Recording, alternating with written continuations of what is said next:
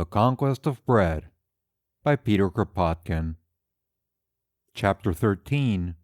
The Collectivist Wages System. 1.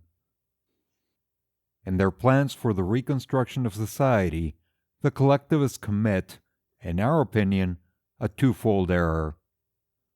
While speaking of abolishing capitalist rule, they intend nevertheless to retain two institutions which are the very basis of this rule: representative government and the wages system.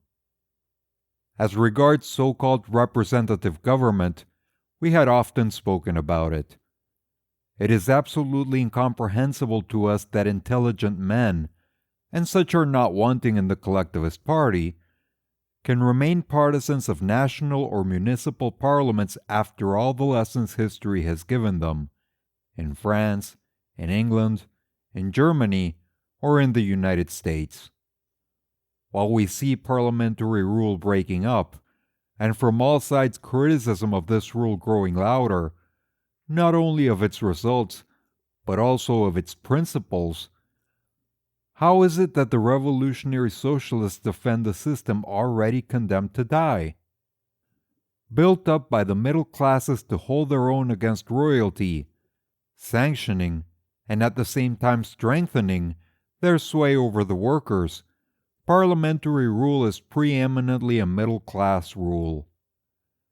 The upholders of this system have never seriously maintained that a parliament or a municipal council represent a nation or a city. The most intelligent among them know that this is impossible. The middle classes have simply used the parliamentary system to raise a protection barrier against the pretensions of royalty without giving the people liberty. But gradually, as the people become conscious of their real interests, and as the variety of their interests is growing, the system can no longer work. Therefore, Democrats of all countries vainly imagine various palliatives. The referendum is tried and found to be a failure. Proportional representation is spoken of, the representation of minorities, and other parliamentary utopias. In a word, they strive to find what is not to be found, and after each new experiment they are bound to recognize that it was a failure, so that confidence in representative government vanishes more and more. It is the same with the wages system, because, once the abolition of private property is proclaimed, and the possession in common of all means of production is introduced, how can the wages system be maintained in any form? This is, nevertheless, what collectivists are doing when they recommend the use of labor checks as a mode of remuneration for labor accomplished for the great collectivist employer, the state.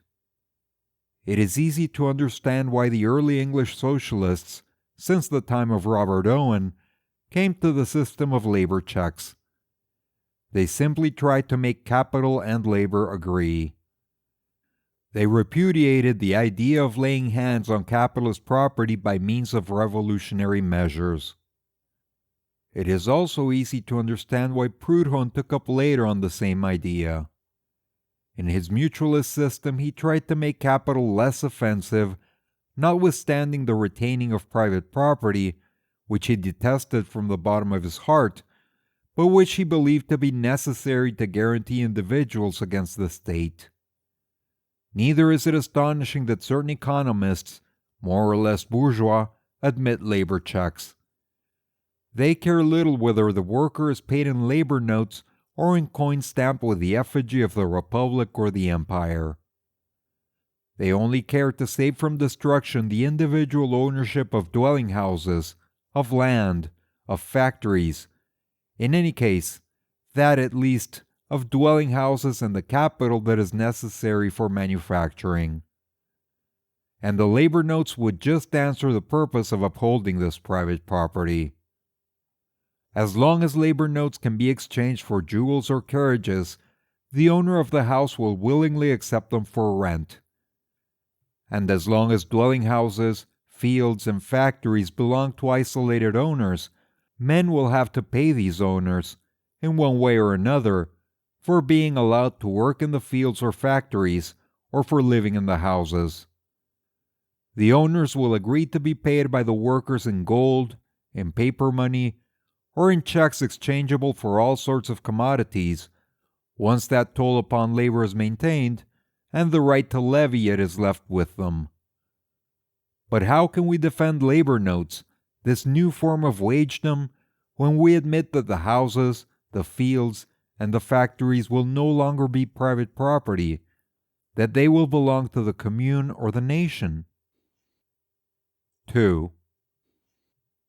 Let us closely examine the system of remuneration for work done, preached by the French, German, English, and Italian collectivists, (the Spanish anarchists, who still call themselves collectivists, imply by collectivism the possession in common of all instruments of production and the, quote, liberty of each group to divide the produce, as they think fit, according to communist or any other principles.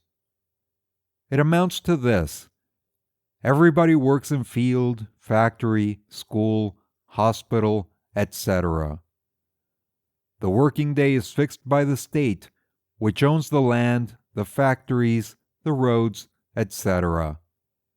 Each workday is paid for with a labor note, which is inscribed with the words 8 hours work. With this check, the worker can procure all sorts of merchandise in the stores owned by the state or by diverse corporations. The check is divisible, so that you can buy an hour's work worth of meat, 10 minutes worth of matches, or half an hour of tobacco. After the collectivist revolution, instead of saying, quote, 2 pence worth of soap, we shall say, quote, 5 minutes worth of soap. Most collectivists, true to the distinction laid by middle-class economists, and by Marx as well, between qualified work and simple work, tell us, moreover, that qualified or professional work must be paid a certain quantity more than simple work. Thus, 1 hour's work of a doctor will have to be considered as equivalent to 2 or 3 hours' work of a hospital nurse, or to 3 or 5 hours' work of a navvy. Quote, professional or qualified work will be a multiple of simple work, says the collectivist Gronlund, because this kind of work needs a more or less long apprenticeship. Some other collectivists, such as the French Marxist Gesde, do not make this distinction. They proclaim the, quote, equality of wages. The doctor, the schoolmaster, and the professor will be paid, in labor checks, at the same rate as the navvy. 8 hours visiting the sick in a hospital will be worth the same as 8 hours spent in earthworks or else in mines or factories. Some make a greater concession. They admit that disagreeable or unhealthy work, such as sewerage, could be paid for at a higher rate than agreeable work. 1 hour's work of a sewerman would be worth, they say, 2 hours of a professor's work. Let us add that certain collectivists admit of corporations being paid a lump sum for work done. Thus a corporation would say, quote, here are 100 tons of steel. 100 workmen were required to produce them, and it took them 10 days. Their workday being an 8 hours day, it has taken them 8,000 working hours to produce 100 tons of steel, 8 hours a ton. For this, the state would pay them 8,000 labor notes of 1 hour each, and these 8,000 checks would be divided among the members of the ironworks as they themselves thought proper. On the other hand, 100 miners having taken 20 days to extract 8,000 tons of coal would be worth 2 hours a ton, and the 16,000 checks of 1 hour each, received by the Guild of Miners, would be divided among their members according to their own appreciation. If the miners protested and said that a ton of steel should only cost 6 hours' work instead of 8, if the professor wished to have his day paid 4 times more than the nurse, then the state would have to interfere and would settle their differences. Such is, in a few words, the organization the collectivists wish to see arise out of the social revolution. As we see, their principles are collective property of the instruments of production and remuneration to each according to the time spent in producing, while taking into account the productivity of his labor. As to the political system, it would be the parliamentary system, modified by positive instructions given to those elected, and by the referendum, a vote taken by noes or ayes by the nation. Let us own that this system appears to us simply unrealizable. Collectivists begin by proclaiming a revolutionary principle, the abolition of private property, and then they deny it, no sooner than proclaimed, by upholding an organization of production and consumption which originated in private property. They proclaim a revolutionary principle and ignore the consequences that this principle will inevitably bring about. They forget that the very fact of abolishing individual property in the instruments of work, land, factories, road, capital, must launch society into absolutely new channels, must completely overthrow the present system of production, both in its aim as well as in its means, must modify daily relations between individuals as soon as land, machinery, and all other instruments of production are considered common property. They say, quote, "No private property," and immediately after strive to maintain private property in its daily manifestations. Quote, "You shall be a commune as far as regards production. Fields, tools, machinery, all that has now been invented up till now, factories, railways, harbors, mines, etc., are all yours. Not the slightest distinction will be made concerning the share of each in this collective property. But from the morrow, you will minutely debate the share you are going to take in the creation of new machinery and the digging of new mines. You will carefully weigh what part of the new produce belongs to you. You will count your minutes of work, and you will take care that a minute of your neighbors should not buy more than yours. And as an hour measures nothing, as in some factories a worker can see to 6 power looms at one time, while in another he only tends 2, you will weigh the muscular force, the brain energy, and the nervous energy you have expended. You will accurately calculate the years of apprenticeship in order to appraise the amount each will contribute to future production. And this, after having declared that you do not take into account his share in past production.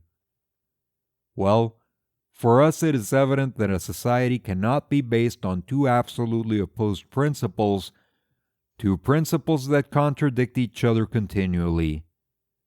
And a nation or a commune which would have such an organization would be compelled to revert to private property in the instruments of production, or to transform itself into a communist society. 3. We have said that certain collectivist writers desire that a distinction should be made between qualified or professional work and simple work. They pretend that an hour's work of an engineer, an architect, or a doctor must be considered as 2 or 3 hours' work of a blacksmith, a mason, or a hospital nurse. And the same distinction must be made between all sorts of trades necessitating apprenticeship and the simple toil of day laborers. Well, to establish this distinction would be to maintain all the inequalities of present society. It would mean fixing a dividing line, from the beginning, between the workers and those who pretend to govern them. It would mean dividing society into two very distinct classes, the aristocracy of knowledge placed about the horny-handed lower orders, the one doomed to serve the other, the one working with its hands to feed and clothe those who, profiting by their leisure, study how to govern their fosterers. It would mean reviving one of the distinct peculiarities of present society and giving it the sanction of the social revolution. It would mean setting up in principle an abuse already condemned in our ancient, crumbling society. We know the answer we shall get. They will speak of, quote, scientific socialism. They will quote bourgeois economists, and Marx too, to prove that a scale of wages has its raison d'etre. As, quote, the labor force of the engineer will have cost more to society than the, quote, labor force of the navvy. In fact, have not economists tried to prove to us that if an engineer is paid 20 times more than a navvy, it is because the, quote, necessary outlay to make an engineer is greater than that necessary to make a navvy? And has not Marx asserted that the same distinction is equally logical between two branches of manual labor?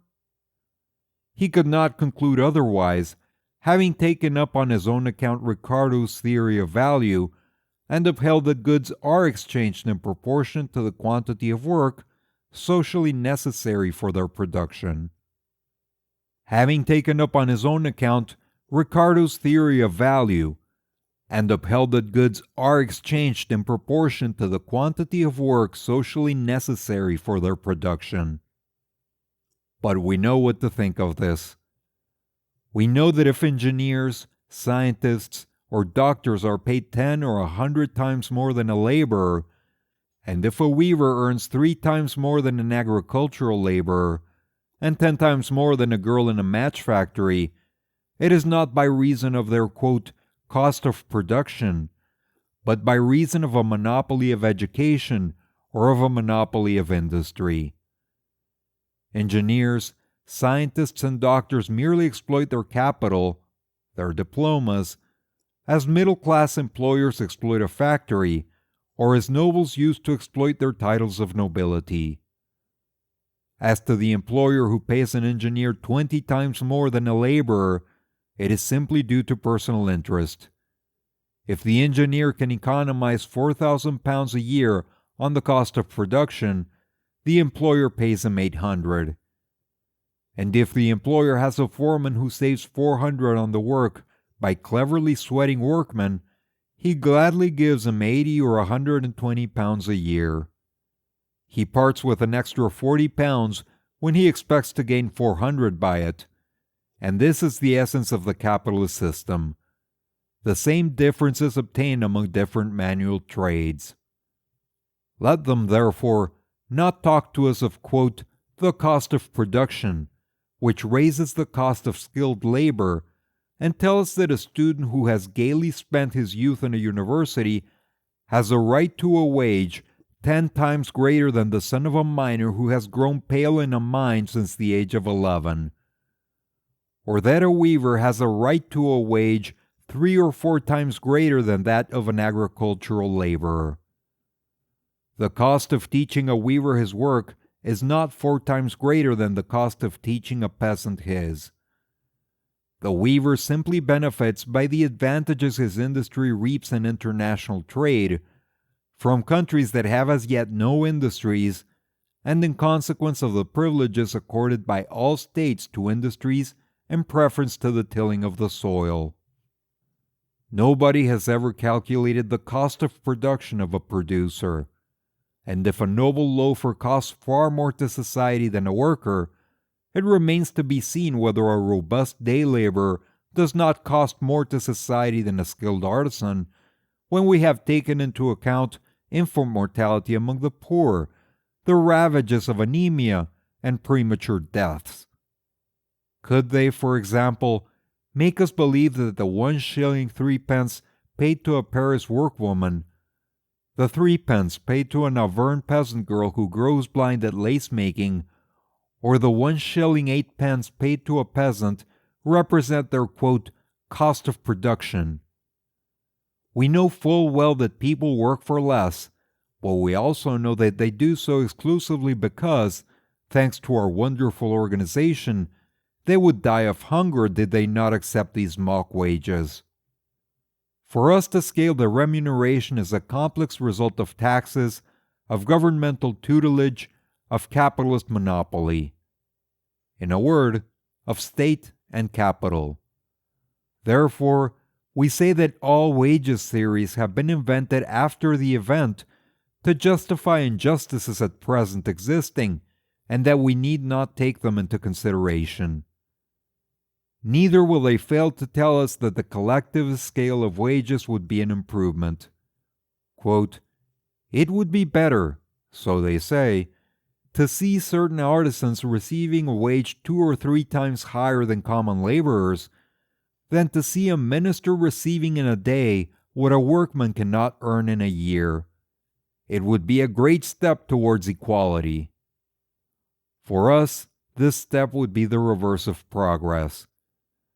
To make a distinction between simple and professional work in a new society would result in the revolution sanctioning and recognizing as a principle a brutal fact we submit to nowadays, but that we nevertheless find unjust.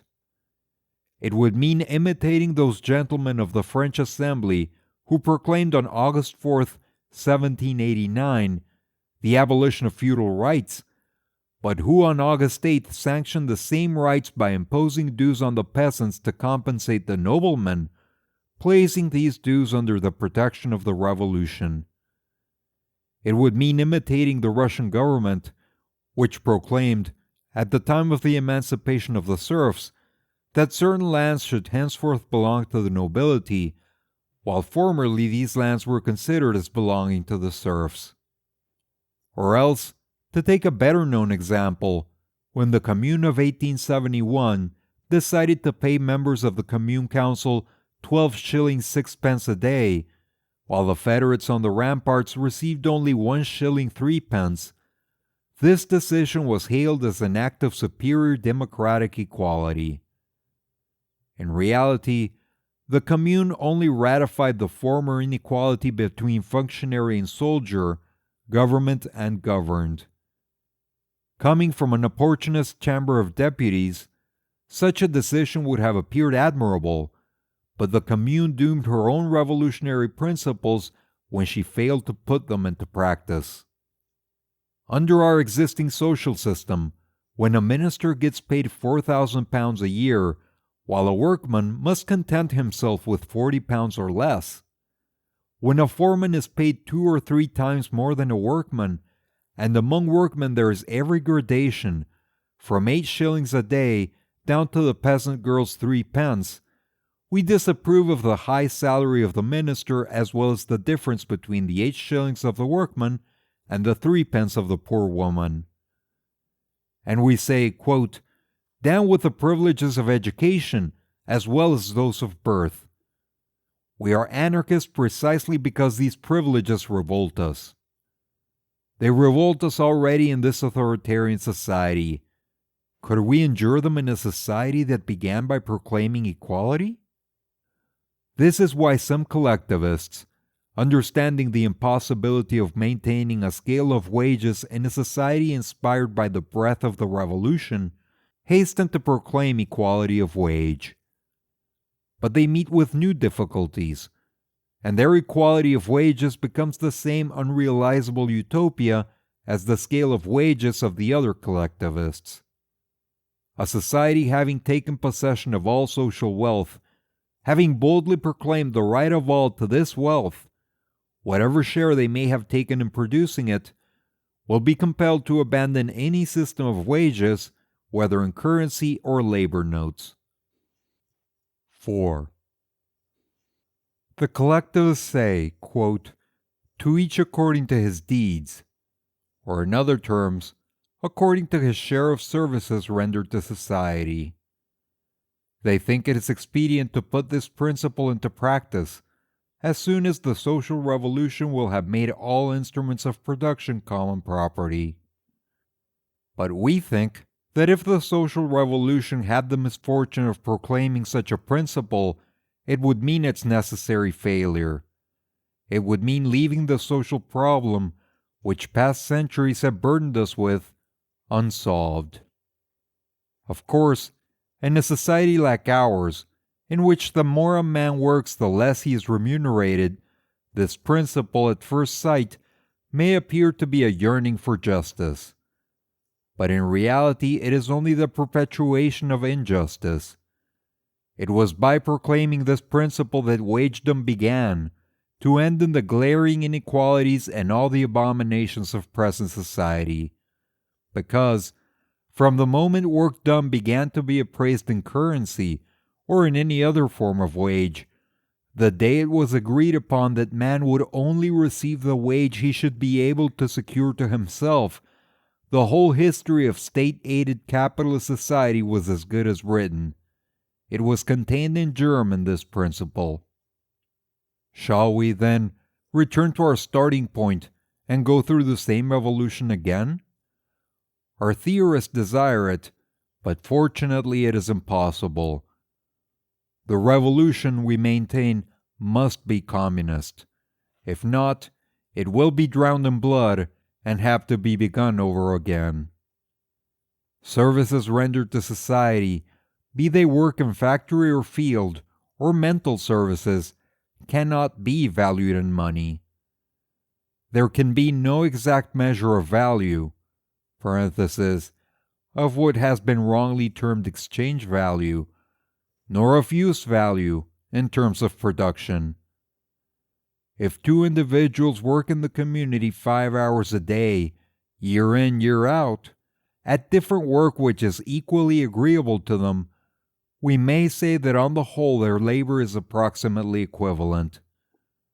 But we cannot divide their work and say that the result of any particular day, hour, or minute of work of the one is worth the result of 1 day, 1 hour, or 1 minute of the other. We may roughly say that the man who during his lifetime has deprived himself of leisure during 10 hours a day has given far more to society than the one who has only deprived himself of leisure 5 hours a day, or who has not deprived himself at all. But we cannot take what he has done during 2 years and say that the yield of his 2 hours' work is worth twice as much as the yield of another individual who has only worked 1 hour, and remunerate the two in proportion. It would be disregarding all that is complex in industry, in agriculture, in the whole of present society. It would be ignoring to what extent all individual work is the result of past and present labor of society as a whole. It would mean believing ourselves to be living in the Stone Age, whereas we are living in an age of steel. If you enter a modern coal mine, you will see a man in charge of a huge machine that raises and lowers a cage. In his hand he holds a lever that stops and reverses the course of the machine. He lowers it, and the cage reverses its course in the twinkling of an eye. He sends it upwards or downwards into the depths of the shaft with a giddy swiftness. All attention, he follows with his eyes fixed on an indicator which shows him, on a small scale, at which point of the shaft the cage is at each second of its progress. And as soon as the indicator has reached a certain level, he suddenly stops the course of the cage, not a yard higher nor lower than the required spot. And no sooner have the colliers unloaded their coal wagonettes, and pushed empty ones instead, then he reverses the lever and again sends the cage back into space. During 8 or 10 consecutive hours every day, he must keep the same strain of attention. Should his brain relax for a moment, the cage would inevitably strike against the gear, break its wheels, snap the rope, crush men, and put a stop to all work in the mine. Should he waste 3 seconds at each touch of the lever, the extraction in our modern perfected mines would be reduced from 20 to 50 tons a day. Is it he who is the most necessary man in the mine? Or is it perhaps the boy who signals to him from below to raise the cage? Is it the miner at the bottom of the shaft, who risks his life every instant and who will someday be killed by fire damp? Or is it the engineer, who would lose the layer of coal, and would cause the miners to dig on rock by a simple mistake in his calculations?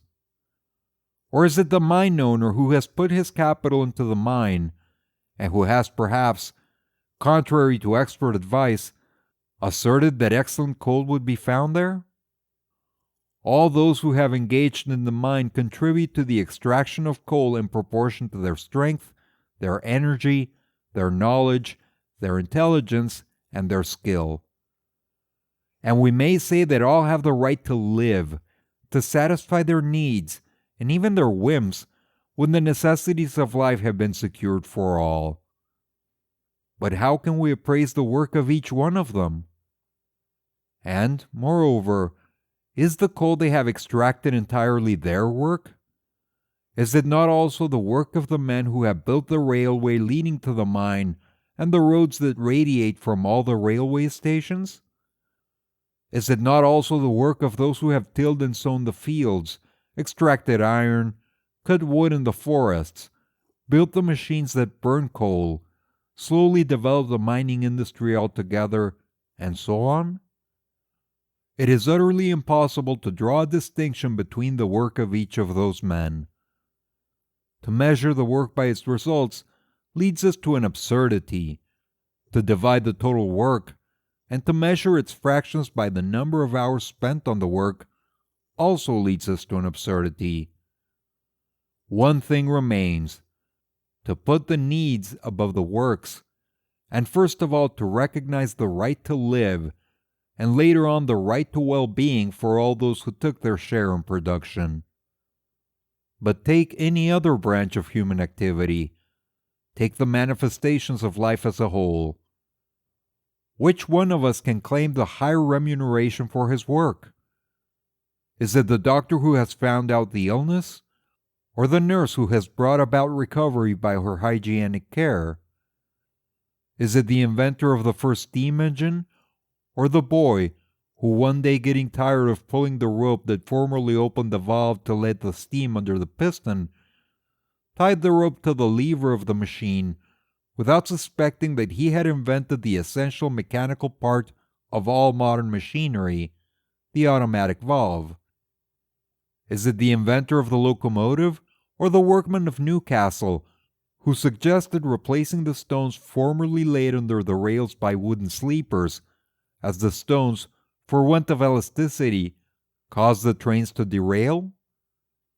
Is it the engineer on the locomotive, the signalman who stops the trains or lets them pass by, the switchman who transfers a train from one line to another? Again, to whom do we owe the transatlantic cable? Is it to the electrical engineer who obstinately affirmed that the cable would transmit messages while learned men of science declared it to be impossible? Is it to Maury, the learned physical geographer, who advised that thick cables should be set aside for others as thin as a walking cane? Or else to those volunteers, come from nobody knows where, who spent their days and nights on deck minutely examining every yard of the cable, and removed the nails that the shareholders of steamship companies stupidly caused to be driven into the non-conducting wrapper of the cable so as to make it unserviceable? And in a wider sphere, the true sphere of life, with its joys, its sufferings, and its accidents, cannot each one of us recall someone who has rendered him so great a service that we would be indignant if its equivalent in coin were mentioned? The service may have been but a word, nothing but a word spoken at the right time, or else it may have been months and years of devotion, and we are going to appraise these, quote, incalculable services in, quote, labor notes? Quote, the works of each. But human society would not exist for more than 2 consecutive generations if everyone did not give infinitely more than that which he is paid in coin, in, quote, checks, or in civic rewards. The race would soon become extinct if mothers did not sacrifice their lives to take care of their children, if men did not give continually, without demanding an equivalent reward, if men did not give most precisely when they expect no reward. If middle-class society is decaying, if we have got into a blind alley from which we cannot emerge without attacking past institutions with torch and hatchet, it is precisely because we have given too much to counting. It is because we have let ourselves be influenced into giving only to receive. It is because we have aimed at turning society into a commercial company based on debit and credit. After all, the collectivists know this themselves. They vaguely understand that a society could not exist if it carried out the principle of, quote, each according to his deeds. They have a notion that necessaries, we do not speak of whims, the needs of the individual, do not always correspond to his works. Thus the Pape tells us, quote, the principle, the eminently individualist principle, would however be tempered by social intervention for the education of children and young persons, parenthesis, including maintenance and lodging, and by the social assistance for assisting the infirm and the sick, for retreats of aged workers, etc. They understand that a man of 40, father of 3 children, has other needs than a young man of 20. They know that the woman who suckles her infant and spends sleepless nights at its bedside cannot do as much work as the man who has slept peacefully. They seem to take in that men and women, worn out maybe by the dint of overwork for society, may be incapable of doing as much work as those who have spent their time leisurely and pocketed their, quote, labor notes in the privileged career of state functionaries. They are eager to temper their principle. They say, quote, society will not fail to maintain and bring up its children, to help both aged and infirm.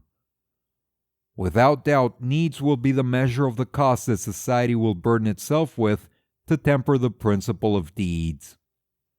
Charity, charity, always Christian charity, organized by the state this time. They believe in improving the asylums for foundlings, in effecting age-old and sick insurances so as to temper their principle.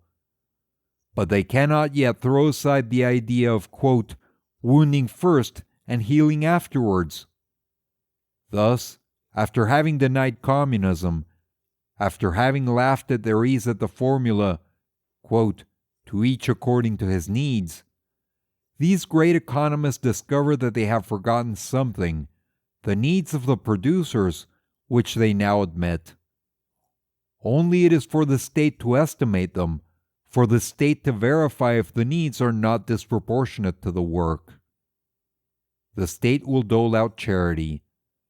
Thence to the English poor law and the workhouse is but a step. There is but a slight difference, because even in this stepmother of a society against whom we are in revolt has also been compelled to temper her individualist principles. She, too, has had to make concessions in a communist direction and under the same form of charity. She, too, distributes halfpenny dinners to prevent the pillaging of her shops, builds hospitals, often very bad ones, but sometimes splendid ones, to prevent the ravages of contagious diseases. She, too, after having paid the hours of labor, shelters the children of those she has wrecked. She takes their needs into consideration and doles out charity. Poverty, we have said elsewhere, was the primary cause of wealth. It was poverty that created the first capitalist, because, before accumulating, quote, surplus value, of which we hear so much, men had to be sufficiently destitute to consent to sell their labor, so as to not die of hunger. It was poverty that made capitalists, and if the number of the poor increased so rapidly during the Middle Ages, it was due to the invasions and wars that followed the founding of the states, and to the increase of riches resulting from the exploitation of the East.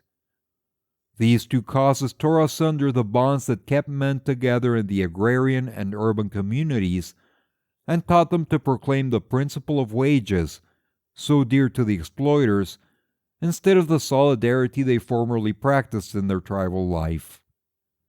And it is this principle that is to spring from a revolution which men dared to call by the name of social revolution, a name so dear to the starved, the oppressed, and the sufferers. It can never be. For the day on which old institutions will fall under the proletarian axe, voices will cry out, quote, "Bread, shelter, ease for all." And those voices will be listened to.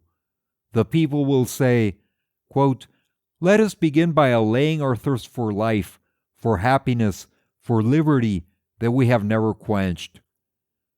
And when we shall have tasted of this joy, we will set to work to demolish the last vestiges of middle-class rule, its morality drawn from account books, its debit and credit philosophy, its mine and yours institutions.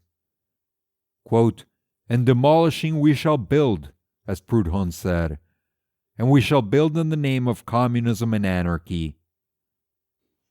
You have reached the end of The Conquest of Bread by Peter Kropotkin, Chapter 13, The Collectivist Wages System.